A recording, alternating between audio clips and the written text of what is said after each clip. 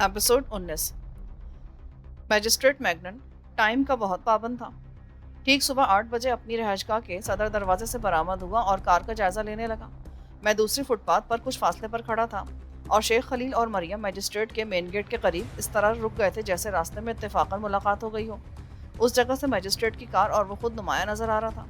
मरियम बज़ाहिर शेख से गुफ्तगू में मसरूफ थी, लेकिन उसकी पूरी तवज्जो मैजिस्ट्रेट पर मरकूज थी और कनखियों से उसकी तरफ देख रही थी।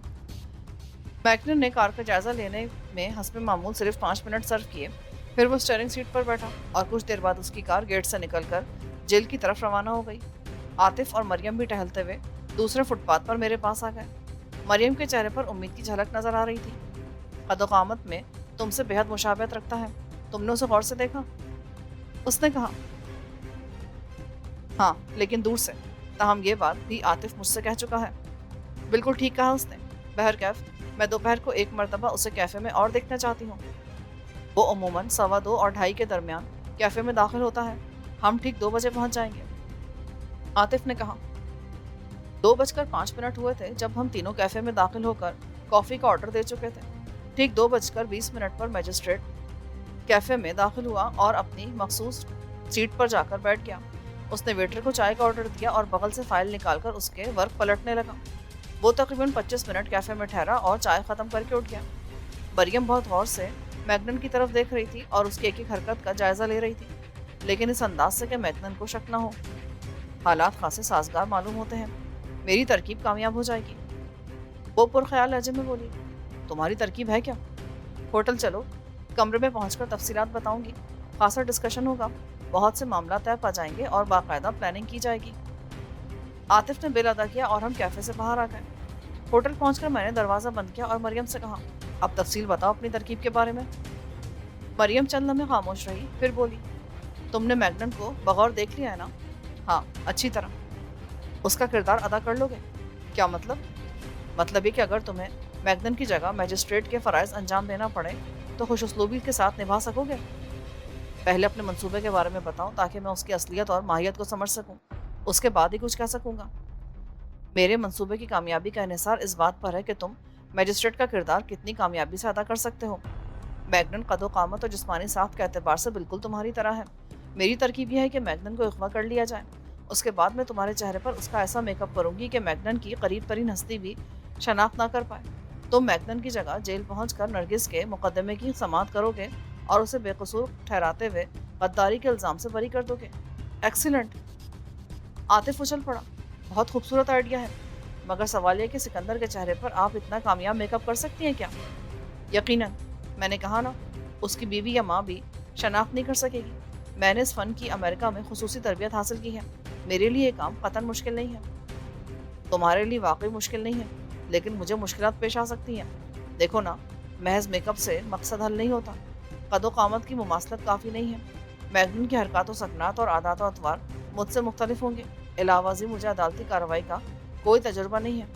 डर गए क्या? मरियम हंसकर बोली, बात डरने की नहीं है, काम बिगड़ने की है। इस बात का इन्हिसार तुम्हारी अदाकारी पर है। रही अदालती कार्रवाई की बात, तो इसमें कोई पेचीदगी नहीं है। मैं तमाम मामला से आगाह कर दूंगी।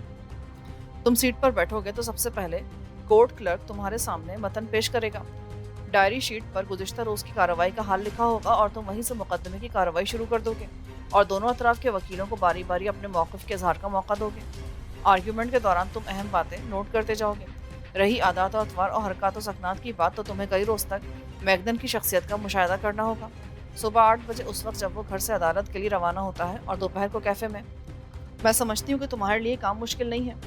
उसे तुम एक नज़र में देखते ही उसकी अंदाज़ गुफ्तगू, चाल ढाल और हरकत व सकनात को अपना लोगे।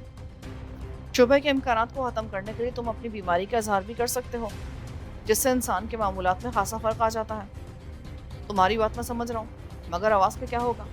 वेटर को आवाज़ देते वक्त मैंने उसकी आवाज़ सुनी थी। वो मेरी आवाज़ से बहुत मुख्तलिफ है। तो क्या तुम वो आवाज़ नहीं निकाल सकते? 2-3 मरतबा शायद सुनूं तो कामयाब हो जाऊं, शायद नहीं, यकीनन कामयाब हो जाओगे। मेरी नज़रों से तुम्हारी सलाहियतें पोशीदा नहीं हैं। इसके अलावा तुम अदालत में कम बोलने की कोशिश करना और बार बार नाक को रुमाल लगाते रहना, जिससे ये ज़ाहिर हो कि सख्त नज़ले का शिकार हो। एक और बात, अगर मैं नरगिस को बेकसूर गर्दानते हुए रिहा कर दूंगा तो इंतज़ामिया और दीगर मुतल्लिका इदारों को शक नहीं गुजरेगा। जबकि उन्हें इस बात का 100% यकीन होगा कि मुलजिमा को सजाए मौत सुनाई जाएगी।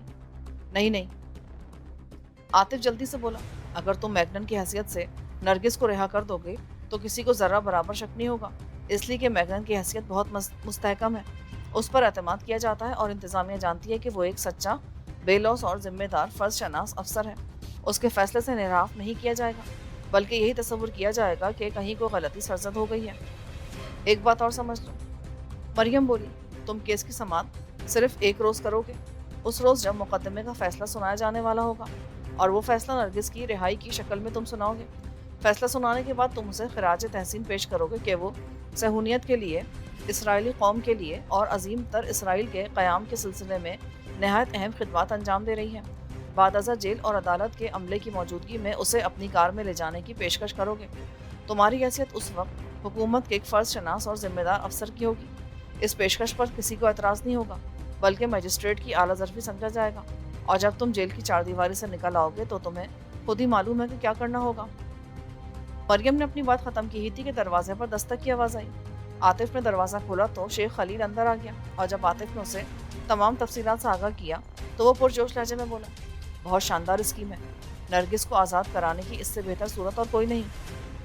सबसे अहम मसला मैजिस्ट्रेट के अगवा का है, उसके तरीक़ाकार पर भी हम लोगों को गौर कर लेना चाहिए।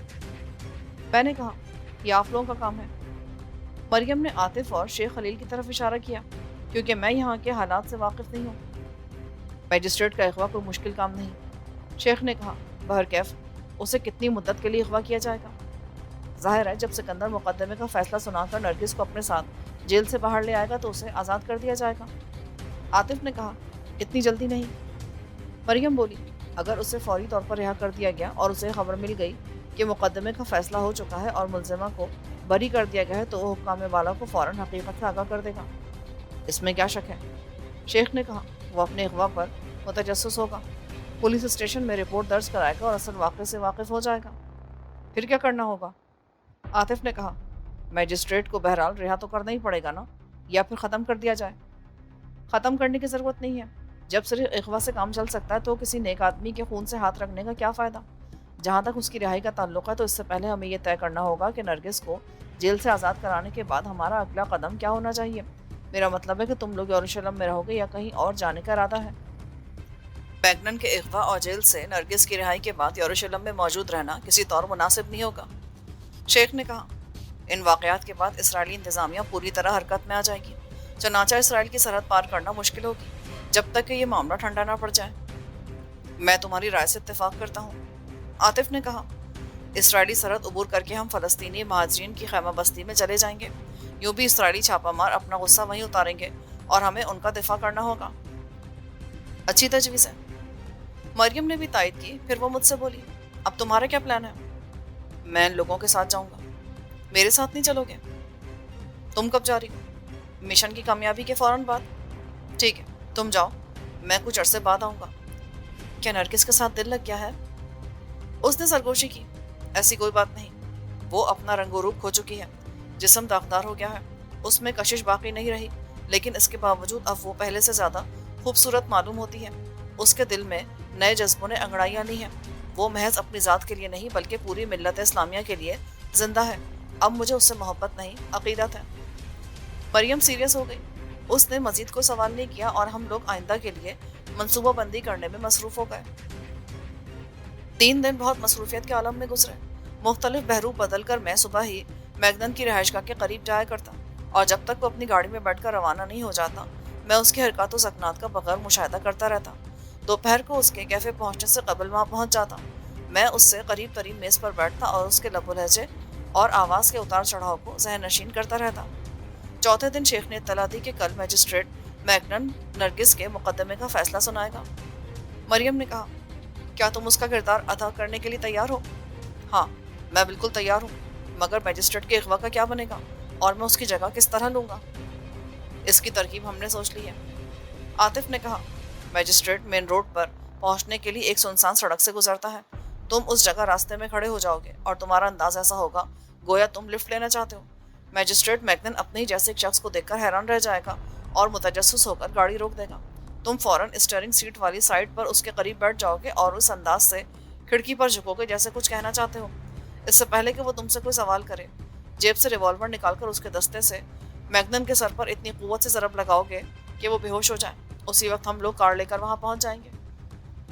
बेहोश मैग्नन को स्टीयरिंग सीट से उठाकर अपनी गाड़ी में डाल लेंगे और तुम उसकी कार में उसकी हैसियत से जेल की तरफ रवाना हो जाओगे। ओके, मैं पूरी तरह समझ गया हूँ और आइडिया भी अच्छा है, मगर सवाल ही अगर मजिस्ट्रेट ने कार न रोकी और मुझे नज़रअंदाज कर दिया तो? हमने हर पहलू पर गौर कर लिया है। हम लोग कुछ फासले पर गाड़ी लिए खड़े होंगे। अगर तुम्हारे इशारे पर उसने गाड़ी नहीं रोकी तो हम अपनी गाड़ी उसकी कार के सामने ले आएंगे और उसे रुकने पर मजबूर कर देंगे, समझे? और वापसी से तुम्हारी क्या मुराद है? मेरा मतलब है, जब मैं नरगिस को जेल से बाहर लाऊंगा तो हमारी मुलाकात कहाँ होगी? हम नरगिस को कहाँ ले जाएंगे और उसके बाद का इक़दाम क्या होगा? तुम जेल से बाहर निकलोगे तो हम तुम्हारे मुंतजर होंगे। तुम देख ही चुके होगे कि शहर और जेल के दरमियान 1.5 मील का फासला वीरान और गैर आबाद सा है। सड़क के दोनों जानिब ऊंची झाड़ियां और टीले हैं। हम उन्हीं के अक़ब में छुपे खड़े होंगे। तुम नरगिस के साथ फौरन हमारी गाड़ी में शिफ्ट हो जाना। वहां से हम सीधे शेख के मकान पर आएंगे और रात होने का इंतजार करेंगे, क्योंकि रात के वक्त सरहद पार करने में आसानी होगी। मैजिस्ट्रेट की कार का क्या बनेगा? वो सड़क के बीचों बीच खड़ी हुई इश्तिहार का काम देगी? मैंने पूछा। नहीं, मैग्नन की गाड़ी हम वहीं झाड़ियों में छुपा देंगे। ऐसी जगह हम पहले तलाश कर लेंगे जहां से कार सड़क पर गुजरने वालों को दिखाई ना दे। आतिफ ने कहा, बिल्कुल ठीक। शेख बोला, अगले रोज जब तुम सरहद अबूर कर चुके होगे तो मैं मैग्नन को आज़ाद कर दूंगा, बल्कि बेहोशी के आलम में सुबह काजिब के वक्त उसके घर के करीब सड़क पर डालूंगा। तो तुम साथ नहीं चलोगे क्या? मैंने शेख से पूछा। मैं किस तरह जा सकता हूँ? मुझे यहाँ रहकर हालात का पूरा पूरा इल्म रखना और उन्हें संभालना होगा। मैजिस्ट्रेट को आज़ाद करना भी मेरे फ़राइज़ में शामिल है। इलावाज़ी मेरी अदम मौजूदगी इसराइलियों को शुबे में डाल सकती है, जबकि मैं ऐसा कोई मौका उन्हें देना नहीं चाहता। मुझे मैजिस्ट्रेट की तस्वीर दरकार होगी, मरियम ने कहा। अगरचे उसका हुलिया और चेहरे के नक्कुश वगैरह मैंने अपने जहन में महफूज कर लिए हैं और तस्वीर के बगैर सिकंदर पर मैजिस्ट्रेट का मेकअप कर सकती हूँ, लेकिन तस्वीर की मौजूदगी में ज़रा आसानी रहेगी और किसी किस्म की गलती का इम्कान बाकी नहीं रहेगा। लेकिन इस वक्त तस्वीर मिलना नामुमकिन सी बात है, आतिफ ने तशवीश से कहा। नामुमकिन नहीं है, शेख ने सोचते हुए कहा। मेरे पास गुज़िश्ता 1 साल के अखबारात मौजूद हैं और मैग्नन की तस्वीर अक्सर व बेशतर शाया होती रहती हैं। मैं समझता हूँ कि एक दो नहीं बल्कि मुख्तलिफ अंदाज की कई तस्वीरें पुराने अखबारात से दस्तयाब हो जाएंगी। गुड, तुम मुझे तस्वीरें तराश कर ला दो ताकि मैं मिस्टर सिकंदर को मैजिस्ट्रेट मैग्नन बना दूँ। रात काफ़ी गुजर गई है और इस काम में कई घंटे सर्फ होंगे, मरियम ने इत्मीनान से कहा। प्रोग्राम के मुताबिक मैं ठीक 8:10 पर उस मकाम पर पहुंच गया जहां मैजिस्ट्रेट मैग्नन ने पुरतहय्युर नजरों से मेरी तरफ देखा। जाहिर है अपने हमशक्ल को सड़क के बीचों बीच खड़ा देखकर उसे ताज्जुब होना चाहिए था। उसने कार रोक दी। मैं तेजी से उसकी तरफ बढ़ा और खिड़की के करीब मुंह ले जाकर कहा, जनाब। मुझे इससे ज्यादा कहने की जरूरत महसूस नहीं हुई, ना ही मैं कहना चाहता था। मैंने रिवॉल्वर के दस्ते की ज़रब खासे जोर से मैग्नन के सर पे लगाई। वो बेहोश होकर स्टीयरिंग सीट पर लुढ़क गया। उसी वक्त आतिफ ना जाने किस तरफ से कार लेकर वहां पहुंच गया। कार में और भी लोग थे। हारिस और फुरकान ने जल्दी से मैग्नन को खींचकर अपनी गाड़ी में डाला और स्टीयरिंग सीट मैंने संभाल ली। तमाम मामला पहले से तय थे। हमने आपस में किसी किस्म की गुफ्तगू नहीं की। हमारे दरमियान एक अंडरस्टैंडिंग थी और तमाम उमूर बिल्कुल ठीक ठाक अंजाम पा रहे थे। इंजन स्टार्ट था। मैंने गियर लगाया और जेल की तरफ रवाना हो गया। वो लोग भी मैजिस्ट्रेट को लेकर जा चुके थे। मैं ड्राइविंग करते हुए आइंदा पेश आने वाले वाक़यात के लिए खुद को तैयार करा था कि वहाँ किस किस नौयत के हालात से साबका पड़ सकता है और मुझे क्या करना होगा। बहरहाल मैं नर्वस नहीं था। अगर परेशानी थी तो सिर्फ इतनी कि जेल में दाखिल होकर कमरे अदालत की तरफ किस तरह जाऊँगा। मुझे उसके महले वक़ू के बारे में कुछ मालूम नहीं था। मुझे इस बात का भी इल्म नहीं था कि मैग्नन अपनी कार कहाँ पार्क करता है। मैं करीब पहुंचा तो मेरी कार देखकर जेल का फाटक खुल गया। ये बात मुझे मालूम थी कि मैजिस्ट्रेट अपनी कार जेल के अंदर ले जाता है, चनाचा मैंने भी ऐसा ही किया। फाटक के दूसरी जानिब वसी मैदान था। इसके बाद कैदियों के बैरक्स बने हुए थे। मुझे कुछ मालूम नहीं था कि किस तरफ जाना है, तो मैंने कार वहीं रोक दी और वार्डन के दफ्तर में इस तरह दाखिल हो गया गोया किसी ज़रूरी काम से आया हूँ। वार्डन मुझे देखते ही मुअद्दिब अंदाज में खड़ा हो गया। मैंने खांसते हुए मैग्नन की आवाज़ में सिर्फ 2 लफ्ज़ अपनी ज़ुबान से अदा किए, एक कागज़। वार्डन ने फौरन एक सादा कागज़ मेरी तरफ बढ़ा दिया। मैं यूं ही बेमकसद उस पर कुछ लिखने लगा। इसके बाद मैंने रिसीवर उठाया और ऐसे बेरफ नंबर डायल करने लगा जो किसी के नहीं थे और कहीं घंटी नहीं बज सकती थी। मैंने ऐसा तासुर दिया जैसे फ़ोन बिजी मिल रहा हो। میں نے جھنجھلا کر ریسیور رکھ دیا۔ اسی لمحے جیل کا ایک سپاہی اندر داخل ہوا۔ میں نے آہستگی سے مگر تحکمانہ لہجے میں کہا، کورٹ کلرک کو بلاؤ۔ سپاہی چلا گیا اور چند لمحوں کے بعد میں بھی دفتر سے نکل کر اپنی کار کے قریب پہنچ گیا۔ میں یہ دیکھنا چاہتا تھا کہ سپاہی کس طرف جا رہا ہے۔ میری نظر میں کمرہ عدالت کی نشاندہی کا یہی طریقہ تھا اور میری کوشش کامیاب رہی۔ ذرا دیر بعد وہی سپاہی ایک شخص کو ساتھ لیے میری طرف بڑھتا ہوا نظر آیا۔ مجھے یہ اندازہ لگانے میں قطعاً دشواری نہ ہوئی کہ وہی کورٹ کلرک ہو سکتا ہے۔ میں نے اس کے قریب آنے سے پہلے ہی ہاتھ اٹھا کر یوں اشارہ کیا جیسے وہ واپس چلا جائے۔ اب اس کی ضرورت نہیں تھی۔ کلرک میرا اشارہ سمجھ گیا اور فوراً واپس چلا گیا۔ میں بھی اس کے پیچھے چل پڑا۔ برآمدے میں پہنچا تو چیمبر کی تختی دور سے ہی نظر آ رہی تھی۔ میں بلا جھجک اندر داخل ہو گیا اور بڑی میز کے عقب میں پڑی ہوئی کرسی پر اس طرح بیٹھ گیا جیسے یہ بات میرے معمولات میں شامل ہو۔ نرگس کیس کا فائل میری میز پر موجود تھی۔ میں نے فائل کھولی۔ ڈائری شیٹ میں دونوں وکلا کے فائنل آرگومنٹ سننے کے بعد آرڈر سنانے کے بارے میں درج تھا۔ اچانک مجھے ایک خطرے کا احساس ہوا۔ میری اور میجسٹریٹ میگنن کی تحریر میں زمین آسمان کا فرق تھا۔ اگرچہ اس روز پورا فیصلہ نہیں لکھنا تھا، تاہم ڈائری شیٹ پر چند الفاظ ضرور تحریر کرنے تھے۔ چنانچہ میں نے کاغذ اٹھایا اور میگنن کی تحریر کی مشق کرنے لگا۔ میں تقریباً 1 گھنٹہ اسی کام میں مصروف رہا۔ اگرچہ اتنی پختگی نہیں آئی تھی کہ پورا ڈرافٹ لکھ سکتا، تاہم میگنن کی تحریر میں چند الفاظ لکھنے کے قابل ہو گیا تھا۔ فائل دیکھنے سے اس بات کا بھی پتہ چلا کہ حکومت اسرائیل نے نرگس کے دفاع کے لیے ایک وکیل بھی فراہم کیا ہے۔ میں نے اس کی کارکردگی پر نظر ڈالی تو معلوم ہوا کہ وہ نرگس کا دفاع کرنے کے بجائے استغاثہ کا موقف مضبوط کرنے میں کوشاں ہے۔ چیمبر میں 1 گھنٹہ گزارنے کے بعد میں نے ٹیبل بیل پر ہاتھ مارا تو کورٹ کلرک فوراً آن موجود ہوا۔ میں منہ سے رومال لگا کر کھانسنے لگا اور اسی عالم میں پوچھا، کیا صورتحال ہے؟ کلرک نے ایک درخواست میرے سامنے رکھ دی۔ درخواست پر نظر ڈالتے ہی میں چونک گیا۔ صورتحال اچانک بڑی خطرناک ہو گئی تھی۔ مجھے اندازہ نہیں تھا کہ ایسا بھی ہو سکتا ہے۔ میرا اور میرے ساتھیوں کا خیال تھا کہ فیصلہ سنا کر میں نرگس کو جیل سے باہر لے آؤں گا اور فیصلہ ختم ہو جائے گا، لیکن وہ درخواست ہمارے منصوبے میں رخنہ اندازی کی مصیبت بن رہی تھی۔ وہ وکیل سرکار کی طرف سے پیش کی گئی تھی اور اس میں استدعا کی گئی تھی کہ طبیعت کی خرابی کے سبب وہ کورٹ میں حاضر نہیں ہو سکے گا، اس لیے 1 دن کے لیے مقدمے کی کارروائی ملتوی کر دی جائے۔ میں نے ہاتھ کے اشارے سے کلرک کو واپس جانے کا اشارہ کیا اور اس نئی صورتحال پر غور کرنے لگا جو اچانک ہی سامنے آئی تھی۔ سوال یہ تھا کہ میں میجسٹریٹ میگنن کے حلیے میں کہاں جاؤں گا۔ علاوہ ازیں اس بات کا قوی اندیشہ تھا کہ جب میگنن گھر نہیں پہنچے گا تو اس کی بیوی جیل کے حکام سے شوہر کے بارے میں معلوم کرے گی اور اس کے بعد پورے یروشلم میں میجسٹریٹ میگنن کی تلاش شروع ہو جائے گی۔ ان حالات میں کھیل بگڑ جانے کا امکان تھا۔ میں بہت دیر تک اس مسئلے پر غور کرتا رہا مگر کوئی ترکیب سمجھ میں نہ آئی۔ میں نے ڈائری شیٹ پر کچھ نہیں لکھا۔ میں نے وکیل استغاثہ کی درخواست فائل میں رکھی اور کورٹ کلرک کو دوبارہ طلب کر لیا۔ ٹھیک ہے، مقدمے کا فیصلہ کل سنایا جائے گا۔ میری طبیعت خراب ہے، میں گھر جا رہا ہوں۔ یہ کہہ کر میں فوراً اٹھ کھڑا ہوا اور کچھ دیر کے بعد جیل کی 4 دیواری سے باہر تھا۔ میں نے اپنا کردار بہت خوبصورتی سے نبھایا تھا اور مجھے یقین تھا کہ کسی کو ذرہ برابر بھی شک نہیں ہوا ہے، لیکن وہی مسئلہ سوالیہ نشان کی طرح پھر نظروں کے سامنے تھا کہ اب کیا کیا جائے۔ میگنن کی حیثیت سے میرا گھر پہنچنا بہت ضروری تھا۔ ہر چند کے جیل اور کورٹ کا عملہ مجھے شناخت نہیں کر سکا تھا، مگر ان کی بات دوسری تھی۔ وہ لوگ میگنن کے اتنے قریب نہیں رہے تھے، اس کی شخصیت کے مختلف پہلوؤں سے واقف نہیں تھے، جبکہ ایک بیوی شوہر کے بارے میں اتنا کچھ جانتی ہے جتنا اپنے متعلق بھی نہیں جانتی۔ عادات و اطوار، انداز گفتگو اور نشست و برخاست کے علاوہ شوہر کی شخصیت کے پوشیدہ گوشوں سے بھی پوری طرح واقف ہوتی ہے۔ ان حالات میں میرے لیے بڑی مشکل پیدا ہو گئی تھی۔ نہ باہر رہ سکتا تھا، نہ میگنن کے گھر جا سکتا تھا، نہ پائے رفتن نہ جائے ماندن والا مضمون بن کر رہ گیا تھا۔ جب میں عقل کے گھوڑے دوڑا دوڑا کر تھک گیا تو مریم کا خیال آیا۔ وہ اس ضمن میں مفید مشورہ دے سکتی تھی، لیکن میگنن کی حیثیت میں اس سے یا دوسروں سے رابطہ قائم کرنا اور خطرناک تھا۔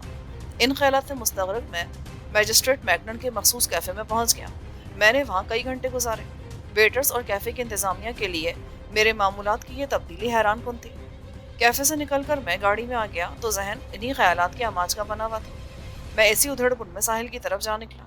میں نے وہاں کئی گھنٹے گزارے اور مسلسل سوچ بچار کرتا رہا۔ وہاں سے رخصت ہوا تو سورج غروب ہو رہا تھا۔ میں ایک ہوٹل میں پہنچا اور وہاں میں نے کھانا کھایا۔ بعد ازاں ایک سنیما ہاؤس میں گھس گیا۔ 9 بجے فلم ختم ہوئی تو میں پھر اسی مسئلے سے دوچار تھا۔ مجھے معلوم تھا کہ میگنن ڈیوٹی آف کرنے کے بعد سیدھا گھر جاتا ہے۔ خلاف معمول دیر ہونے پر اس کی بیوی یقیناً پریشان ہوگی اور اب تک کئی جگہ فون کر چکی ہوگی، اور میں یعنی میگنن اگر اب بھی گھر نہیں پہنچا تو وہ یقیناً حرکت میں آ جائے گی۔ और यरूशलेम की पुलिस और दीगर एजेंसियां मेरी तलाश में सरगर्म हो जाएंगी। चनाचे मैंने फैसला कर लिया कि मुझे मैग्नन की हैसियत से उसके घर पहुंचना होगा और अपने बारे में उसकी बीवी को मुतमईन करना होगा, वरना इससे बड़े खतरात जन्म ले सकते हैं जो पूरे मंसूबे की रूह को कुचल डालेंगे, जिसके नतीजे में न सिर्फ नरगिस मौत की सजा पाएगी और पूरे मुल्क में अरब छापामारों के खिलाफ कार्रवाइयां तेज हो जाएंगी। ये फैसला करने के बाद मैंने गाड़ी को टर्न किया और मैग्नन की रिहाइशगाह की तरफ जाने वाली सड़क पर डाल दी। अचानक एक ख्याल आते ही मैंने गाड़ी झटके से रोक दी। ये इतनी बड़ी गलती थी जिसकी जानिब मेरा ख्याल इससे पहले नहीं गया था। मेरे जिस्म पर लिबास था, वो लिबास मैग्नन के लिबास से बिल्कुल मुख्तलिफ था, और ये ऐसी बात थी जिसे एक बीवी कभी नज़रअंदाज नहीं कर सकती। चंद लम्हों तक गौर करने के बाद मैंने मरियम को फ़ोन करने का फैसला किया और गाड़ी पब्लिक टेलीफोन बूथ की जानिब मोड़ दी। मरियम से रब्ता कायम होने पर मैंने उसे सूरत हाल से आगाह किया। वो भी खासी परेशान हो गई। वाकई इस तरफ तुमने तवज्जो ही नहीं दी थी। बहरहाल तुम अपनी गाड़ी मुख्तलिफ सड़कों पर घुमाते रहो और ठीक 20 मिनट बाद हैकल पार्क के मेन गेट की तरफ आ जाओ, मैं तुम्हें वहां मिलूंगी। ठीक 20 मिनट बाद मैंने हैकल पार्क के मेन गेट के करीब गाड़ी रोक दी। अचानक अंधेरे में से एक साया बरामद हुआ। वो मरियम थी। उसने मुझे मैग्नन के कपड़े देते हुए कहा, मेरी नेक तमन्ना तुम्हारे साथ है। रास्ते में मैंने कपड़े तब्दील किए और फिर यही सोचता रहा कि मैग्नन के घर पहुंचकर उसकी शख्सियत की नक्काली किस तरह करूंगा। मुझे बहुत सी बातों का इल्म नहीं था। मुझे नहीं मालूम था कि उसका कमरा कौन सा है और वहां किस तरफ से गुजर कर जाना पड़ता है। मुझे ये भी नहीं मालूम था कि उसकी बीवी का नाम क्या है और उसके बच्चों के नाम क्या क्या हैं और अजीज़ व अकारिब वगैरह के सिलसिले में क्या सूरत हाल है। मैं बड़ी सूरत के साथ तमाम पहलुओं पर गौर कर रहा था। रास्ता सिमटता जा रहा था और मुझे मैग्नन की रिहाइशगाह पर पहुंचने से पहले कोई प्लानिंग कर लेनी थी। आखिर मुझे उस घर में साहिब खाना की हैसियत से पूरी रात गुजारना थी। एक बात मेरी समझ में आ गई जो बहुत मामूली थी। मुझे ताज्जुब हुआ कि ये छोटी सी बात पहले मेरे जहन में क्यों ना आई। हकीकत तो यह कि मेरे साथ हमेशा ऐसा ही होता रहा है और इसकी वजह यह है कि मैं मुश्किल पसंद वाक़ई हुआ हूँ। गेट पर पहुंचकर मैंने हॉर्न बजाया तो 16-17 बरस का एक लड़का अंदर से बरामद हुआ जो मैग्नन से बहुत मुशाबह था, जो उसका बेटा या छोटा भाई हो सकता था, लेकिन बेटा होने के इम्कानात ज़्यादा थे। उसने गेट खोला तो मैं कार अंदर ले गया। इंजन बंद करके मैं गाड़ी से बाहर आया, लेकिन मेरे कदम डगमगा रहे थे जैसे गिरने वाला हूँ। मैंने एक हाथ से कार की छत का सहारा लिया और दूसरे हाथ से आंखें मलने लगा जैसे नजरों के सामने अंधेरा छा रहा हो। लड़का फौरन मेरे पास आया और घबराए हुए लहजे में बोला, डैडी आपको क्या हो गया? मैंने मुंह पर रुमाल रखकर खांसना शुरू कर दिया और उसके कंधे का सहारा लेकर कहा, तबीयत ठीक नहीं है बेटे, मुझे मेरे कमरे में पहुंचा दो। लड़का मुझे सहारा देकर कमरे में ले गया और बिस्तर पर लेटने में मदद दी। वो रुका नहीं बल्कि मतहुश अंदाज में कमरे से फौरन चला गया। जरा देर बाद राहदारी में कदमों की तेज आवाजें सुनाई दी। चंद लम्हों बाद कमरे में खूबसूरत औरत दाखिल हुई। उसके अकब में 2 नौजवान लड़कियां और एक 8 साला बच्चा था। वो लड़का भी उनके हमरा था जो मुझे सहारा देकर कमरे में लाया था और अब घबराई हुई आवाज में उस खूबसूरत औरत से कह रहा था, मम्मी मम्मी पता नहीं डैडी को क्या हो गया है। मुझे ये जानकर बड़ी हैरत हुई कि वो हसीन औरत, जिसकी उम्र 25-26 बरस से ज्यादा नहीं थी, अधेड़ उम्र मजिस्ट्रेट मैग्नन की बीवी थी, जबकि दोनों नौजवान लड़कियां 18-20 बरस से कम उम्र की हरगिज ना थी। इन अवामिल से ये बात करीन कयास मालूम होती थी कि मैग्नन एक बीवी को चाट गया है और ये उसकी दूसरी बीवी है, और छोटे बच्चे के अलावा दीगर तमाम औलाद पहली बीवी से है। चंद लम्हों बाद वो सब मेरे बिस्तर के गिर्द जमा थे। बच्चे डैडी डैडी कह रहे थे। औरत बहुत मुस्तरिब नजर आ रही थी और घबराए हुए लहजे में कह रही थी, क्या हुआ आपको? तबीयत ज्यादा खराब तो नहीं है? मैं भी डॉक्टर को बुलाती हूँ। मैंने जोरदार छींक मारी और वही रुमाल वाली तरकीब इस्तेमाल करते हुए कहा, ज्यादा फिक्र की जरूरत नहीं है, बस नज़ला शिद्दत इख्तियार कर गया है, जहन पर बोझ है। डॉक्टर ने कम बोलने और आराम करने की हिदायत की है। ये नस्ले का असर मालूम नहीं होता। मेरी बीवी, मेरा मतलब है मैग्नन की नौजवान बीवी, गैर मुतमईन अंदाज में बोली। आवाज़ कितनी बदल गई है, आंखें भी अजीब से मालूम होती हैं। मुझे डॉक्टर को बुलाना पड़ेगा। डॉक्टर के पास से ही आ रहा हूँ।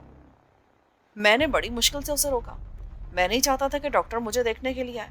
मैंने सोचा मुमकिन है वो मैग्नन का फैमिली डॉक्टर हो और गुरबारा दीदा हो और मेरी पोल खोल कर रख दे। इस सिलसिले में मुझे जो शर्मिंदगी उठानी पड़ती उसका ज़रा एहसास ना होता, बल्कि यह होता कि इसराइली पुलिस मुझे गिरफ्तार कर लेती और ना जाने कितनी दफात लगाकर मुझ पर मुकदमा चलाया जाता जो सजाए मौत की शक्ल में मुंतनिज होता।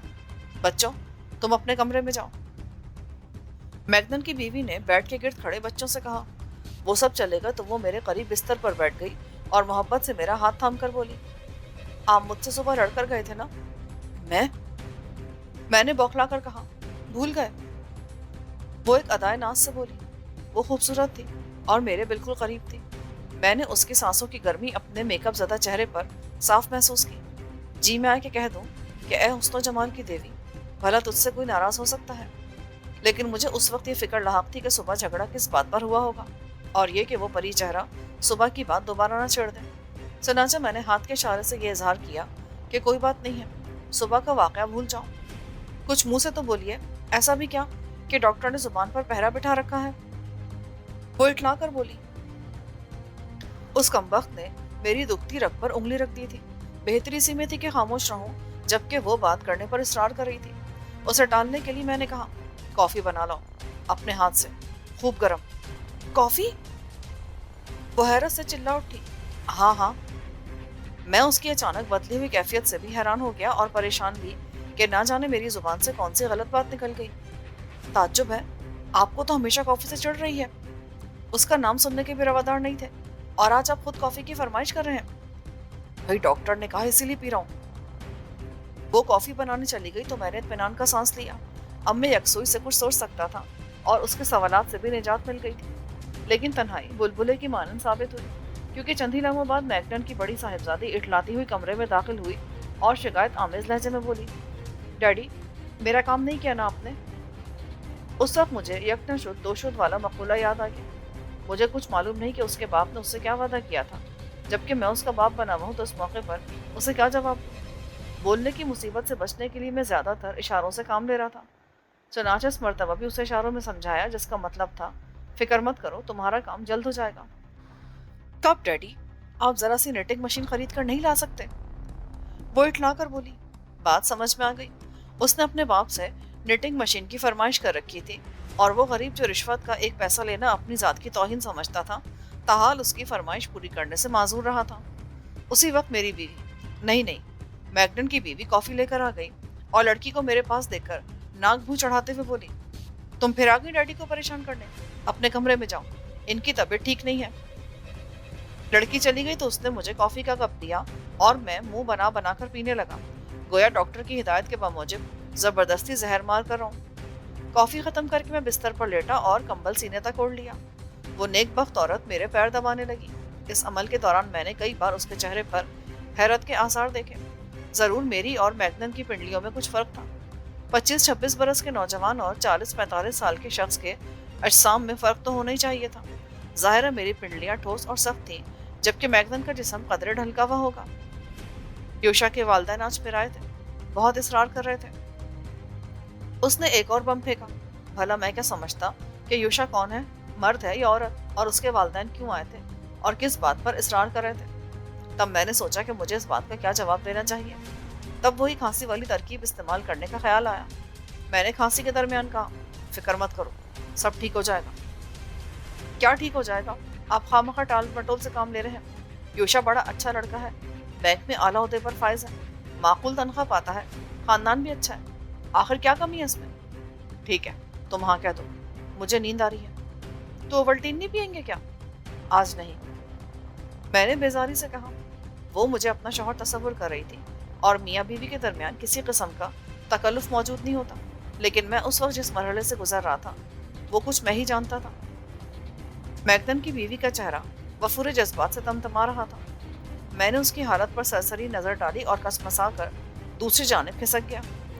आप मेरी कैफियत का अंदाजा नहीं कर सकते। यूं समझिए कि मैं तेल के कुएं पर बैठा था और माचिस मेरे हाथ में थी। बस ऐसा लगता था कोई लम्हा जाता कि मैं होशो हवास खो बैठूंगा और मेरे लिए खुद पर काबू पाना मुश्किल हो जाएगा। उधर मैगनन की बीवी अपनी नरम और नाजुक उंगलियां मेरे बालों में फेर रही थी और मुझे अंदेशा था कि मेरा मेकअप ना बिगड़ जाए। इस तलातुम खेज हालात में भी मैंने उस अमर को फरामोश नहीं किया। अचानक उसकी नज़र मेरे कान पर पड़ी। फिर चौंक कर वो गौर से देखते हुए बोली, अरे सुराख कहाँ गया? सुराख? हाँ सुराख। कौन सा सुराख? कान का सुराख, जो बचपन में मन्नत के तौर पर आपके कान की लौ में किया गया था। उसकी हैरत में बेपनाह इजाफा हो गया। उसके अल्फाज मुझ पर न्यूट्रॉन बम की तरह गिरे। सारा भेद खुल चुका था और खुल ही जाना चाहिए था, क्योंकि ये किसी तौर भी मुमकिन नहीं था कि कल जो सुराख कान की लौ में नजर आ रहा था आज गायब हो। इधर मैगलन की बीवी हड़बड़ा कर बिस्तर से उठ खड़ी हुई और खौफजदा आवाज में मेरी तरफ इशारा करके बोली, तुम कौन हो?" मैंने फौरन रिवॉल्वर निकाल लिया और अपनी असल आवाज में बोला, "घबराओ मत, मैं तुम्हें कोई नुकसान नहीं पहुंचाऊंगा। ये ठीक है कि मैं तुम्हारा शौहर नहीं हूँ, लेकिन अगर तुमने चीखो पुकार की तो मुझे सख्ती पर मजबूर होना पड़ेगा। तुम क्या चाहते हो?" "सिर्फ इतना कि तुम खामोश और पुरसुकून रहो। मेरे शौहर कहाँ हैं?" "खैरियत से हैं, उन्हें भी कोई नुकसान नहीं पहुंचाया जाएगा।" "पर वो है कहाँ? और ये सब चक्कर क्या है?" "खातून, आपके शौहर जहाँ भी हैं हिफाजत से हैं। रहा चक्कर का मामला, तो तुम इस चक्कर में मत पड़ो। अगरचे मैंने तुम्हारे घर में दाखिल होकर और खुद को तुम्हारा शौहर साबित करके बिलाशुबा गैर अखलाकी हरकत की है, लेकिन ये सब कुछ ज़रूरत के तहत किया गया है। और तुम जानती हो, ज़रूरत ईजाद की माँ होती है। हरचंद के मैं को अच्छा आदमी नहीं हूँ, मगर शरीफ हूँ, और वादा करता हूँ कि तुम्हारे साथ किसी किस्म की ज़्यादती और ज़बरदस्ती नहीं की जाएगी, लेकिन शर्त यह कि मेरे अहकाम की बिला चू चरा तामील करो, जो नाजायज़ व नाशाइस्ता हरगिज़ नहीं होंगे। तुम किस किस्म के अज़ाइम रखते हो?" वो किसी कदर पुरसुकून हो गई। "इस ज़मन में कोई सवाल ना करो, गौर से सुनो। मैं सुबह तुम्हारे शौहर की कार में यहाँ से रवाना हो जाऊँगा। कहाँ, ये जानना तुम्हारे लिए ज़रूरी नहीं है, लेकिन मुझे अंदेशा बल्कि यकीन है कि मेरी रवानगी के बाद तुम पुलिस से रब्ता कायम करोगी और तमाम सूरत हाल से उसे आगाह कर दोगी। ये बात तुम भी अच्छी तरह जानती होगी कि दुनिया का कोई शख्स खतरात में घिरना पसंद नहीं करता और ख़ुद को पुलिस की गिरफ्त से बचाए रखना चाहता है। मैं भी ऐसा ही चाहता हूँ, और तुम्हें कोई ऐसा मौका देने के लिए तैयार नहीं हूँ कि तुम पुलिस की मदद हासिल करो। तुम क्या करना चाहते हो?" "तुम्हें मेरे साथ चलना होगा।" "मगर कहाँ?" "अपने शौहर के पास।" "कहाँ है मेरे शौहर?" "हमारी हिफाजत में, और तुम भी वहाँ हर तरह से महफूज रहोगी। कल तुम दोनों को आज़ाद कर दिया जाएगा।" "तुम्हारा ताल्लुक शायद मुजाहिदीन से है?" "ऐसा ही समझ लो। गालिबन मेरे शौहर को कैद करके तुम किसी केस पर असरअंदाज होना चाहते हो।" "मैंने कहा ना, तुम इन मामलात को कुरेदने की कोशिश मत करो। तुम्हें सिर्फ एक बात पेश नज़र रखनी चाहिए कि तुम्हारे बच्चे और शौहर बिल्कुल महफूज हैं, लेकिन जैसा कि मैं पहले कह चुका हूँ, तुम्हें मेरे अहकामात की तामील करना होगी। तुम लोग बहुत खतरनाक होते हो।" उसके लहजे में हल्की सी नफरत थी, ताहम वो मुझसे या मेरी शराफत से मुतासिर नजर आ रही थी। मजलूम को खतरनाक करार देना बड़ी गैर हकीकत पसंदाना और खुद फरेबी की बात है। ये बिल्कुल ऐसा ही मामला है जैसे कोई शख्स एक निहत्थे आदमी पर पिस्तौल ताने खड़ा हो और ऊपर से शिकवा कर रहा हो कि तुम मुझे कत्ल करना चाहते हो। मैं तुम्हारा मतलब नहीं समझी। मतलब वाज़े है, ज़रा सोचो। तुमने, मेरा मतलब है यहूदियों ने, यहाँ बसने वाले मुसलमानों के साथ अच्छा सलूक किया है क्या? क्या तुम्हारा मज़हब यही सिखाता है कि दूसरों की मुक़द्दस इबादत गाहों पर कब्जा कर लिया जाए? इसराइलियों ने अरबों पर कौन सा जुल्म नहीं तोड़ा?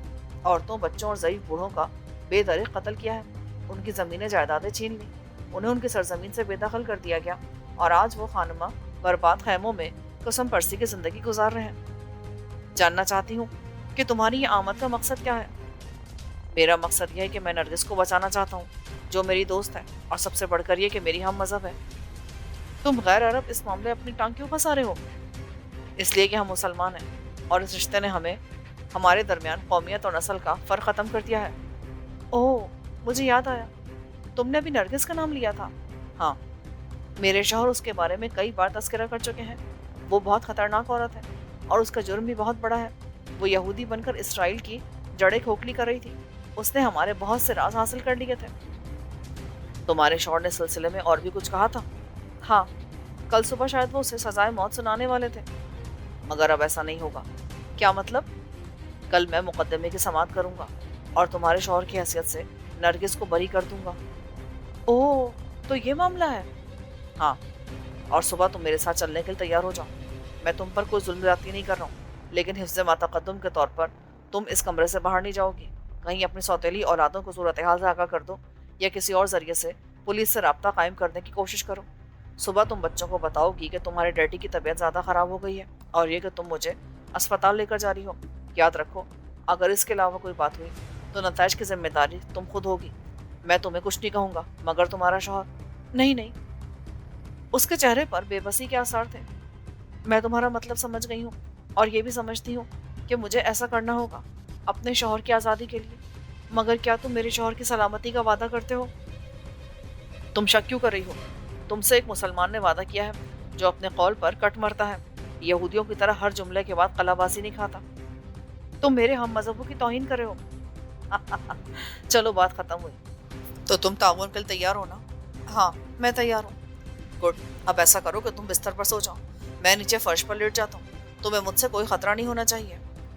ये कहकर मैंने कंबल उठाया और फर्श पर बिछाकर लेट गया। वो भी बिस्तर पर दराज हो गई। मेरे सोने का सवाल ही पैदा नहीं होता था। एक यहूदी पर भरोसा करना सांप पर एतमाद करने के मुतरादिफ है, और अगर वो यहूदी ना होती तब भी फितरी तौर पर मेरी बेखबरी में उसे कोई कार्रवाई जरूर करना चाहिए थी।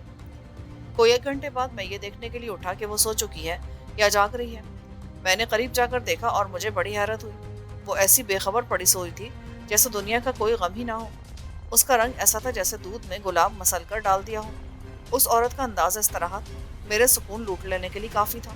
मैं वहाँ से हट आया और सिगरेट जलाकर ध्यान हटाने की कोशिश करने लगा। हरचंद के मैं उन मामलात में बहुत ज़ब्त का इंसान हूँ, लेकिन ना जाने क्यों उस वक्त मेरे अंदर का शैतान मुझे पस्ती की जानिब धकेल रहा था। अचानक मुझे यूं लगा जैसे मेरे वजूद में जलजला आ गया हो। मेरे ज़मीर ने मुझे झंझोड़ कर रख दिया और मेरे वजूद के अंदर चीख चीख कर कहने लगा, खबरदार, इसने तुम पर एतमाद किया है, वो तुम्हारे रहमो करम पर है। उसकी बेबसी से फ़ायदा उठाने की कोशिश मत करो, और ये मत समझो कि वो यहूदी है, गैर मज़हब है। औरत किसी भी नस्ल मज़हब की हो, बहरहाल औरत होती है। किसी की इज़्ज़त व तकरीम में कोई फ़र्क नहीं होता। यानी ज़मीर का दबाव इतना शदीद था कि अंदर का शैतान टूट फूट कर रह गया।